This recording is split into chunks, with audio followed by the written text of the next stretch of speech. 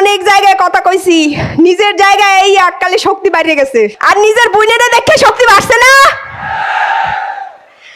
সবাইকে আসসালামু আলাইকুম। হাজার হাজার ছেলেরা জীবন দিছে না? এই সরকার সেই রক্তের উপর দাঁড়ায় আছে, অথচ এখন তারা সংস্কারের কথা আর বলে না। এই যে বরিশালের দেয়ালে দেয়ালে গ্রাফিতিতে লেখা ছিল সংস্কারের কথা, রক্ত দিয়ে আমাদের ভাইরা সেই সংস্কারের কথা লিখে গেছে। এখন সংসদে দাঁড়ায় সালাউদ্দিন সাহেব বলে যে নির্বাচনের জন্য আপোষ করে তখন জুলাই সনদের কথা বলছি। হ্যাঁ, কত বড় মুনাফিক, কত বড় বেঈমান হইলে এই ধরনের কথা বলতে পারে? যারা নির্বাচনের জন্য আপোষ করে সনদের হ্যাঁ বলছে, তারা কত বড় প্রতারক সেটা আমরা 90-এর গণঅভ্যুত্থানের পরেই দেখছি। এই 90-এর গণঅভ্যুত্থানে তারা ফেল করছে, তার পরিপ্রেক্ষিতে 1-11 আনছে। সেই 1-11-র পরে 15 বছরের ফ্যাসিবাদী শাসন উপহার দিছে।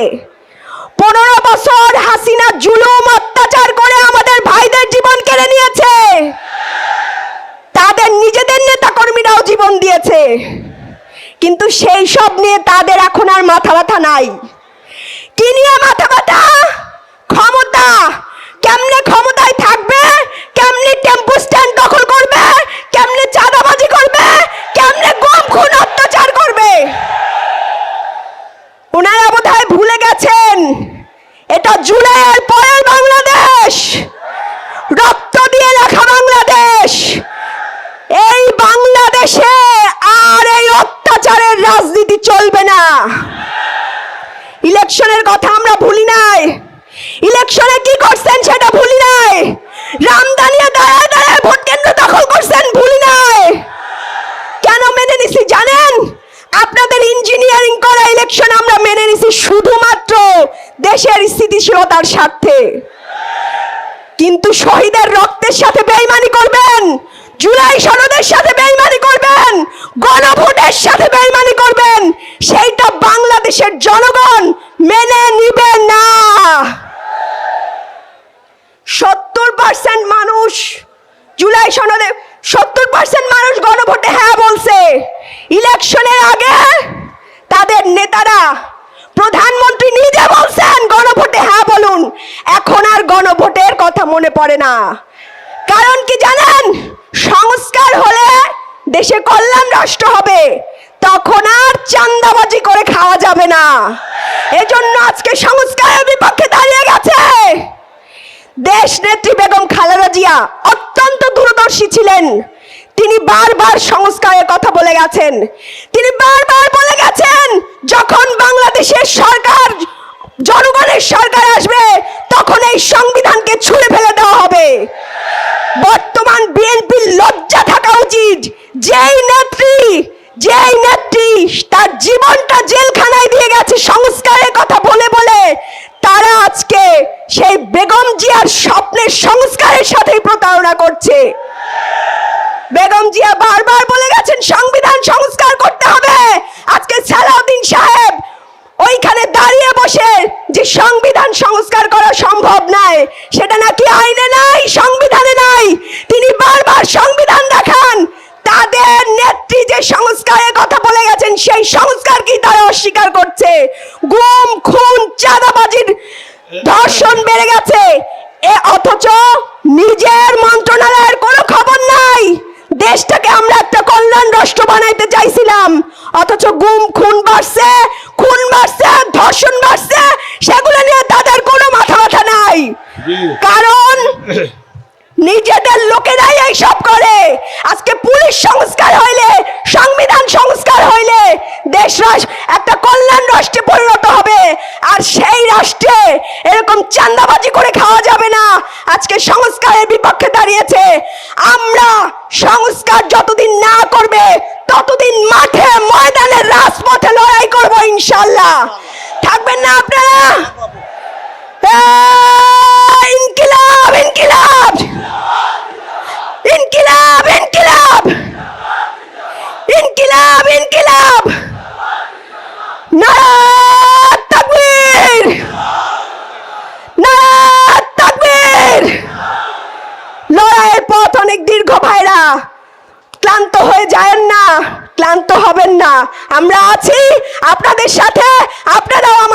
প্রধানমন্ত্রীর মুখে মধু অন্তরে ছলনা।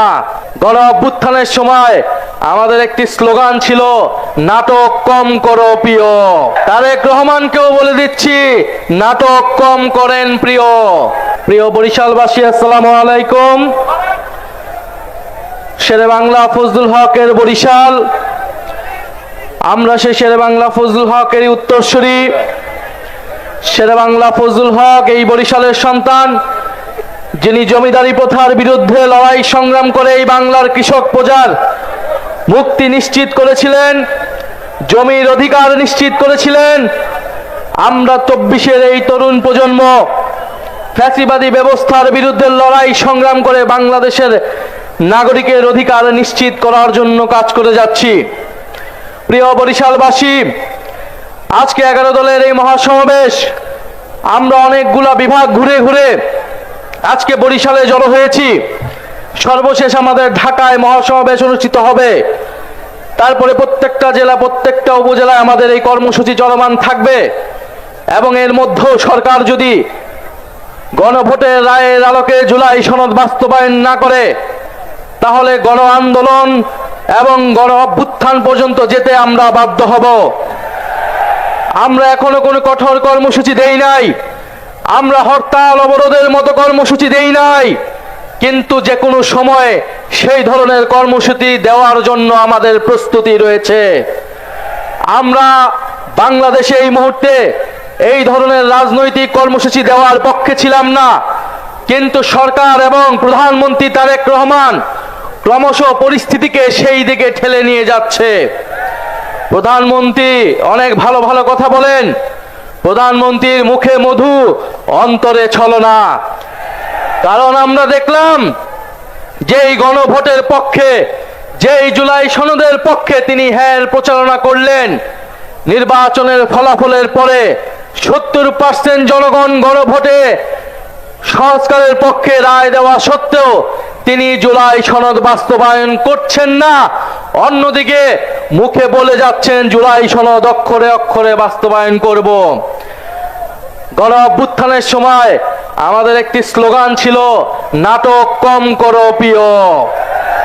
তারেক রহমানকেও বলে দিচ্ছি, নাটক কম করেন প্রিয়।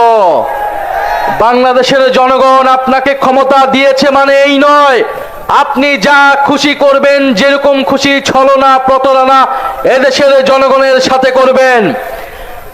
বিএনপি গত 16 বছর গণতন্ত্রের জন্য লড়াই করেছে, কিন্তু দুঃখের বিষয় 5ই আগস্টের পর থেকে তারা গণতন্ত্রের বিপক্ষে লড়াই করে যাচ্ছে। আসল কথা হচ্ছে, বিএনপি কখনোই গণতন্ত্রের পক্ষে ছিল না, তারা লড়াই করেছিল ক্ষমতার জন্য। তারা গণ অভ্যুত্থানে আমাদের সাথে কাঁধ মিলিয়েছিল ক্ষমতার জন্য, নিজেদের স্বার্থ হাসিলের জন্য। নির্বাচনের মাধ্যমে ক্ষমতা তাদের কুক্ষিগত হয়েছে। এখন তারা পরিবর্তনের কথা বলে না, এখন তারা সংস্কারের কথা বলে না, এখন তারা 31 দফার কথা বলে না, এখন তারা সংবিধান সংস্কার কমিশনের কথা বলে না, বরং এখন তারা বলছে তারা নাকি কোনোদিনই সংবিধান সংস্কারের কথা বলে নাই। অথচ তাদের 31 দফার প্রথম দফাটি হচ্ছে সংবিধান সংস্কার কমিশন গঠন করা হবে। অতএব সংবিধান সংশোধন কমিটির নামে যে প্রহসন এই জাতির সাথে করা হচ্ছে, শেখ হাসিনা এই ধরনের প্রহসন করে আজকে তার পরিণতি হয়েছে সে দিল্লিতে আছে। বিএনপি সরকারকে আমরা বলে দিতে চাই, সংবিধান সংশোধনের নামে এই ধরনের প্রহসন বাংলাদেশের জনগণ মেনে নেবে না। সংবিধান সংস্কার করতে হবে। যদি আপনারা সংস্কারেও রাজি না হন, আমরা নতুন সংবিধানের দাবি উঠাবো, আমরা নতুন গণপরিষদ নির্বাচনের দাবি উঠাবো। ফলে ভুলে গেলে চলবে না, ঐক্যমত কমিশনে আপনারা ঐক্যমত হয়েছিলেন গণভোটের পক্ষে, সংবিধান সংস্কারের পক্ষে। প্রিয় বরিশালবাসী, আমরা জানি বরিশালে কর্মসংস্থান নাই, বরিশালের মানুষ ঢাকায় গিয়ে অনেক কষ্ট করে জীবন যাপন করে। বিএনপি সরকার তাদের ইস্তিহারে বলেছিল 18 মাসে তারা 1 কোটি কর্মসংস্থান নিশ্চিত করবে। 5 মাস হয়ে গিয়েছে, কয়টি কর্মসংস্থান নিশ্চিত হয়েছে? কয়টি চাকরি নিশ্চিত হয়েছে? হয়েছে হয়েছে চাঁদাবাজি নিশ্চিত হয়েছে কিনা, কার্ড হয়েছে কিনা ছাত্র দলের যুব দলের, কর্মসংস্থান নিশ্চিত হয়েছে সাধারণ জনগণের নয়, চাঁদাবাজদের, ছাত্র দলের, যুব দলের, শ্রমিক দলের, কৃষক দলের কর্মসংস্থান নিশ্চিত হয়েছে। সাধারণ মানুষের কোনো কর্মসংস্থান নিশ্চিত হয় নাই প্রিয় বন্ধুগণ।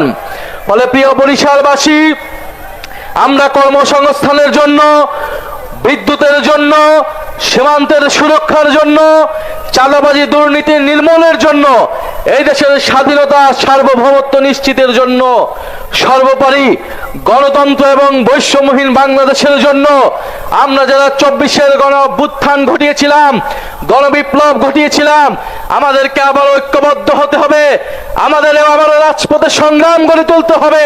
কারণ আমরা মনে করি এই জুলাই বিপ্লব যারা জীবন দিয়েছে, যারা শাহাদাত বরণ করেছে, তাদের আত্মত্যাগকে আমরা কোনোভাবেই বৃথা যেতে দেব না। আজকে 18 জুলাই, কত তারিখ আজকে? 18 জুলাই গণ অভ্যুত্থানের সেই ঐতিহাসিক দিন, যেদিন মীর মুগ্ধ ঢাকায় শাহাদাত বরণ করেছিলেন, শহীদ ফারহান ফায়াজ ঢাকায় শাহাদাত বরণ করেছিলেন। 18 জুলাই শত শত ছাত্র জনতা নিহত হয়েছিলেন, আহত হয়েছিলেন।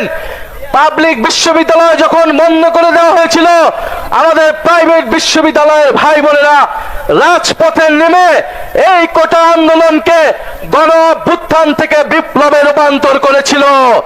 আমরা আজকের সেই সমাবেশ থেকে আমাদের সেই প্রাইভেট বিশ্ববিদ্যালয়ের শিক্ষার্থী ভাই ও বন্ধুদের যারা শহীদ হয়েছে, যারা আহত হয়েছে, তাদেরকে আমরা শ্রদ্ধা ভরে স্মরণ করছি এবং আমরা ওয়াদা করছি আমাদের এবারের লড়াই, এবারের সংগ্রামে সংস্কারের পক্ষে, বিচার নিশ্চিতের পক্ষে আমরা সেই প্রাইভেট পাবলিক মাদ্রাসার শিক্ষার্থীদের, সেই শহীদদের আত্মত্যাগকে ধারণ করে এবারে আমাদের সফলতা আমরা অর্জন করব। জুলাই সনদ বাস্তবায়ন হবে, শেখ হাসিনা সহ গণহত্যাকারীদের বিচার নিশ্চিত হবে, দেশ থেকে দুর্নীতি বিলোপ হবে, আমাদের সীমান্তের সুরক্ষা নিশ্চিত হবে, দেশের সার্বভৌমত্ব নিশ্চিত হবে। দিল্লি কিংবা কোন দেশের তাবেদারি বাংলাদেশের সরকারকে, বাংলাদেশের রাষ্ট্রকে আমরা আর কোনোদিনই করতে দেব না।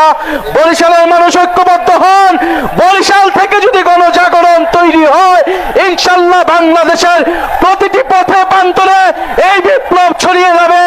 ইনকিলাব ইনকিলাব, এই ক্ষমতা না জনতা, ইয়া পোস্টা সংগ্রাম, ই দালালি না রাজা, দালালি না রাজপথ, গোলামি না আজাদি, ই তুমি কে, আমি কে, আমরা সবাই হাদি হব, এই যুগে যুগে লড়ে যাব। ইনকিলাব ইনকিলাব। এরা প্রতারক, এরা ধোঁকাবাজ, এরা মানুষের অধিকার নিয়ে সব সময় খেলা করে। সেই 56 সনে মানুষ যখন তাদেরকে এক করে করে বন্দি করে ফেলেছিল, তখন একটা নামমাত্র নির্বাচন দিয়ে একটা এজেন্ডার উপর সারা রাত সংসদ চালিয়ে সেই তত্ত্বাবধায়ক সরকার প্রতিষ্ঠিত করেছিল। আমরা সবচেয়ে বড় যে দুঃখের বিষয়, যে আমাদের জন্য বিপজ্জনক, 2006 সনে, 2004 সনে তারা 14th সংশোধনী করে সংবিধানের প্রধান বিচারপতির বয়স 2 বছর বাড়িয়েছিল। উদ্দেশ্য ছিল তত্ত্বাবধায়ক সরকারের প্রধানকে তাদের দলীয় বিচারপতির মাধ্যমে নির্বাচনে কারচুপি করে তারা রাষ্ট্র ক্ষমতায় আসবে। বাংলাদেশের মানুষ তা মেনে নেয় নাই। আমাদের জন্য অতীব দুঃখের বিষয়, সেদিন যদি বিএনপি জাতির সাথে গাদ্দারি না করত, প্রচলিত তত্ত্বাবধায়ক সরকারকে মেনে নিত, তাহলে এই ফ্যাসিস্ট হাসিনার জন্ম হতো না, 1/11 সরকারের জন্ম হতো না। আজকে যারা এই জুলাইয়ের মাধ্যমে, জুলাইয়ের বিপ্লবের মাধ্যমে সরকারে অধিষ্ঠিত হয়েছে, প্রধানমন্ত্রী হয়েছে, তারা যে কথা ওয়াদা দিয়ে আজকে প্রধানমন্ত্রী হয়েছে, সেই আগের মতোই জুলাই তত্ত্বাবধায়ক সরকার এবং তত্ত্বাবধায়ক সরকারের প্রধান উপদেষ্টার মতো নতুন নাটক শুরু করেছে। তারা সংস্কার বুঝে না। আমরা বরিশালবাসীকে আহ্বান জানাচ্ছি, এই সংস্কার ছাড়া বাংলাদেশে আর দ্বিতীয় কোনো পথ নাই। আপনারা প্রস্তুত হন। 11 দলের নেতা, বিরোধী দলের নেতা, বাংলাদেশ জামাতে ইসলামের আমির ইতিমধ্যে ঘোষণা দিয়েছেন বাংলাদেশ এক অনিবার্য বিপ্লবের পথে আগাচ্ছে। অনিবার্য বিপ্লব কেন হয়? যখন রাষ্ট্রের সংস্কারের পথ বন্ধ হয়ে যায়, মানুষের অধিকার নিয়ে কথা বলার কোনো সুযোগ থাকে না, সরকার যখন ফেসিবাস হতে চায়, মানুষের গণভোটকে যখন অস্বীকার করে, তখন গণ অভ্যুত্থান এবং সংস্কার, গণ অভ্যুত্থান এবং বিপ্লব ছাড়া আর কোনো পথ থাকে না। আজকে আপনাদেরকে আহ্বান জানাচ্ছি, আপনারা প্রস্তুত হন। এই সরকারকে গণ অভ্যুত্থান ছাড়া, বিপ্লব ছাড়া এই মস্তর থেকে দূরে সরানো যাবে না। আমরা ইনশাল্লাহ আমাদের নেতা যখন আহ্বান করবে, আমরা সকল বরিশালবাসী সহ সারা দেশের মানুষ এই সরকারকে উৎখাত করে ইনশাল্লাহ বাংলাদেশে জনগণের সরকার প্রতিষ্ঠিত করব। আসসালামু আলাইকুম রহমতুল্লাহ।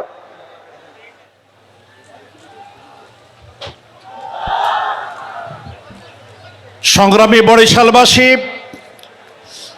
মাঠের উত্তর পূর্ব কোণায় এখনো জায়গা রয়ে গেছে। যারা ভিড় করছেন তাদেরকে সেখানে চলে আসার জন্য অনুরোধ করছি।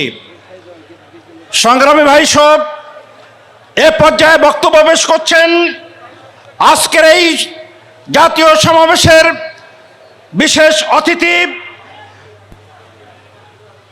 জাতীয় গণতান্ত্রিক পার্টির সম্মানিত সহ সভাপতি ও মুখপাত্র, জননেতা, সংগ্রামী নেতা জনাব ইঞ্জিনিয়ার রাশেদ প্রধান।